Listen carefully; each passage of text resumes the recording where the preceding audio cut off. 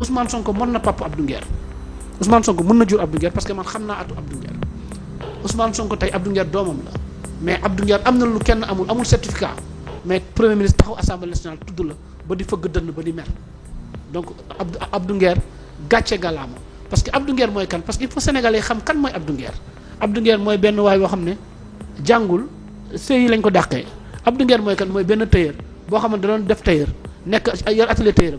jàpp ne benn xale bu jigéen boo xamante ne sans défense la xale bu jigéen boo xam ne kenn période boo xamante ne dañ ko teg lu metti Abdou Nguer bàyyi lépp ñëw jàppale xale bu jigéen boobu mooy Adji Sarr donc il faut que ñuy rappeler kii Abdou Nguer te Abdou Nguer boo xoolee ci histoire Adji Sarr ñi jàppale woon nekkoon ci wetu Adji Sarr yëpp Abdou Nguer kese moo ci constant moo ci nekkoon démb nekk ci tey donc Abdou Nguer c'est un jeune à saluer sénégalais xam ne nit la boo xamante ne jàngut Touba la dëkk ñëw na say Dakar il s'est fait une place ñëw jël place journaliste yi tey. jël place chroniqueur yi comprendre te il s'est fait une voilà excusez-moi je me suis trompé jël place su chroniqueur yi gagné une place ba tey ñëpp di ko tudd donc Abdou Nguer gàcce ngalaama.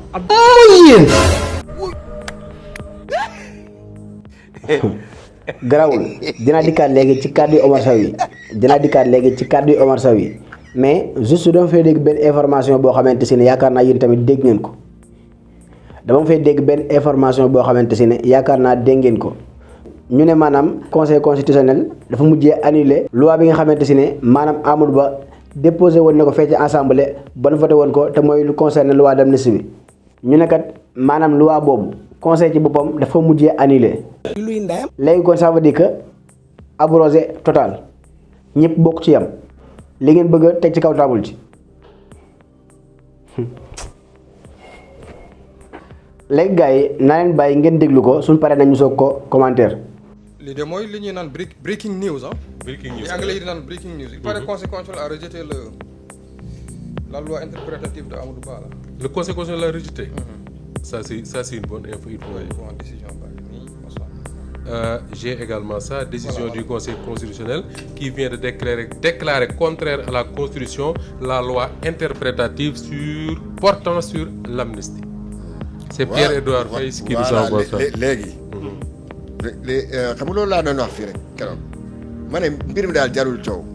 ñaar koo xam ne ñemewul si néeg ak koo xam ne daa fanaan fu muy fanaan waxtaan mën na yomb. dañu ne bëgguñu amnistie nañu abroger totalement l'amnistie sans chercher à l'interpréter mais on y va yoon boobu moo gën a gaaw parce que comme interprétation la loi interprétative ñii dañu jàpp ne ñu fare si ku jégi dañu jàpp que ne loolu c'est pour charger les forces de défense et de sécurité maanaam saraxe les policiers et les gendarmes ensuite épargner ñu ñuy tuddee par exemple les gens de Pastef ñële ne waa Pastef ne non du loolu lii la ñu bëgg dañoo bëgg punir en tout cas tout ce qui yoo xam ne c'est contraire en tout cas ça comme ay meurtre ay assassinat ay comment on appelle ça encore là ñi nga xam ne dañ si jëlee ay blessures graves ay handicap sax laay wax ay les tortures et tout ça donc loolu kay yaakaar naa fu mu nekk nii wax ji jeex na. wax ji mën soxlaa lu gën a yomb daal mooy nañu ne on abroge totalement la loi et puis ñëpp jubóo. Mais il faut ñu reconnaître, il faut ñu wax également que c'est une victoire pour l'opposition parlementaire. Parce que l'opposition parlementaire, ñoom ñoo dem saisir le Conseil constitutionnel pour mu prononcer sur ça. Ouais. C'est une victoire pour l'opposition parlementaire et jàpp na également que c'est une victoire pour la démocratie sénégalaise. Parce que li ñu mës a wax ci constitution bu Sénégal astafurlah ci Conseil constitutionnel bu Sénégal mooy parti bu fi nekk au pouvoir loo bëgg mu jàll. Tey jii nii le parti au pouvoir muy le PASTEF ànd na ak ay députés am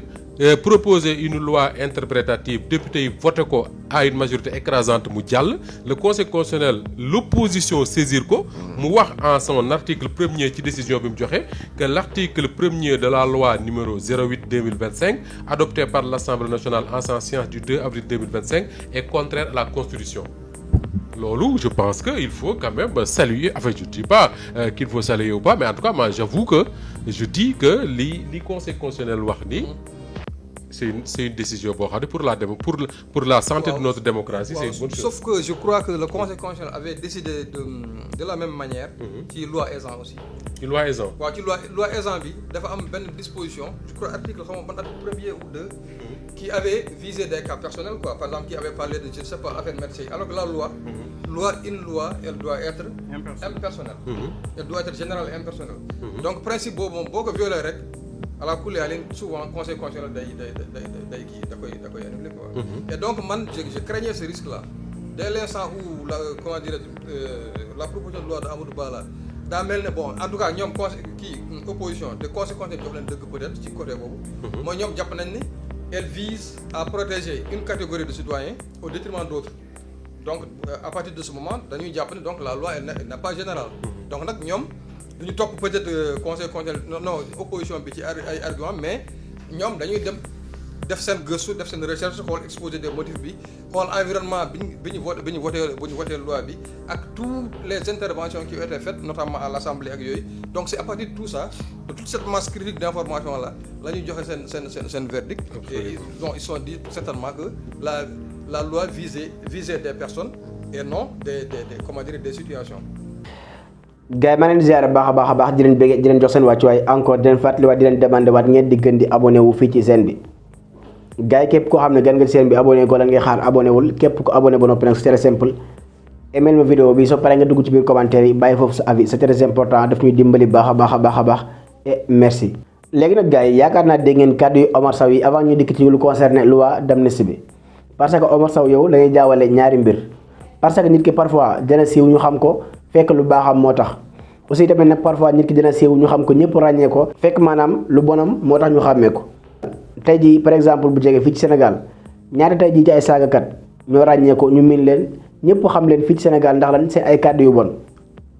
parce que jamono moo toll foo xamante si ne ji jamono wax fi lu baax ñu xam la wax fi lu bon ñu xam la daf ko gën a yomb. parce que en général jamono ji mooy yàqu-yàqu goo xamante si ne maanaam askan bi ci boppam nit ñi ci boppam ñu favoriser dooleel yëkkati kuy wax lu bon moo leen gën a yomb kalal ñu favoriser kuy wax lu baax. kon tey jii maanaam booy boobu bu nekkee ci ak réewande xama dem dérapage am xotti orma ba gars yi ràññee ko ci PM taxaw fee ci assemblée wax joo xamante si ne ñëpp dañu xam ne kat booy bi moo ko moom est-ce que lii day tekki ne moom kat dafa représenté dara fii ci réew mi. wala kon boog le fait que PM ci boppam wax joo xamante si ne ñu bëri kat dañoo gis ne booy bi moom moo ko moom est-ce que loolu day tekki ne booy bi kat ku baax la wala kon boog ku amal njariñ askanam la déedéet. parce que encore une fois parfois nit ki danañ ko xam fekk baaxaayam moo tax ak waxam lu baax ba fàtte siiwee mais aussi tamit ne parfois nit ki danañ ko xam fekk réewan dem xama dem waxam lu bon wala boog di ko def di ci xëy di ca gontu moo tax nit ñi ràññee ko ci. parce que rek bu ñu waxantee dëgg rek bañ a naxante quoi booy bi maanaam ban njariñ la amal askanu Sénégal boo ko xamee rek wax ñu ko parce que man wax dëgg yàlla xawma ko loolu chaque jour nekk ci télé yi di saaga di wax lu bon di tooñ di xotti orma loolu lii xawma ko ci moom. kon nag niveau ak dayoo ak importance bi nga koy séentoo ak bëgg ko faa teg maanaam moom amu ko wax leen ko dëgg comme ça bu génnee mën a tegu ci yoon bi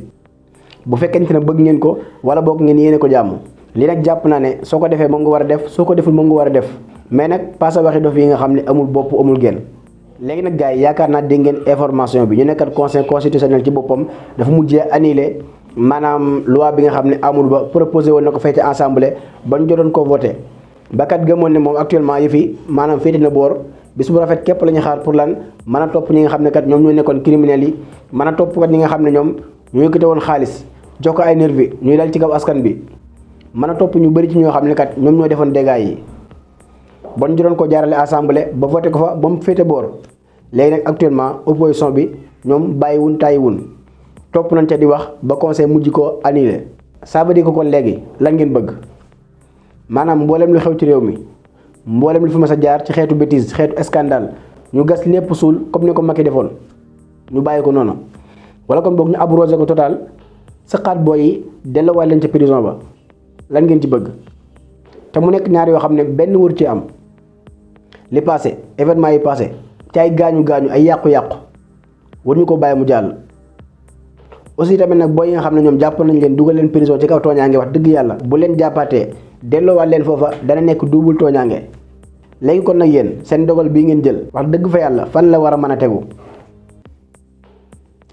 naam sax bu fekkente ne kat lii day wane ay rupture te de njaaxaanaay maandoog yemale ñëpp